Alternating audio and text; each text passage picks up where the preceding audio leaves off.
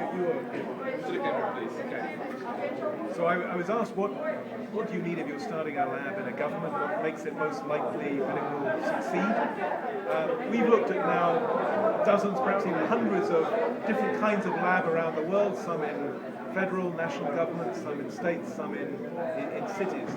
And you usually need at least four things to go right.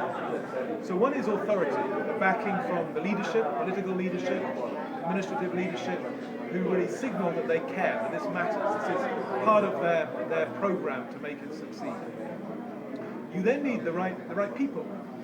And we would usually recommend a mix of people who are insiders of the system, know how decisions are made, knows the subtleties of politics and administration, but also enough outsiders who can think more laterally, perhaps creatively, bring in ideas from business or technology or civil society into the work of the lab.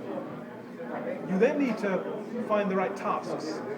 You will only build up credibility by solving problems, by being useful. And often it's good to start with quite small tasks, not massive strategic ones, but ones where you can quite quickly demonstrate that a new method solves problems, saves money, gives the minister something good to announce. And then finally, you need to use the sort of sequencing to move you from perhaps smaller, more discrete problems to the more big strategic ones, but to communicate that. Part of the job of a lab will always be to explain what it's doing, why it's doing it, how it's doing it, and to create networks of allies right across the system and outside the system, because any lab is involved in a way with politics with a small p as well as administration. It is about influence, about change, and about confidence.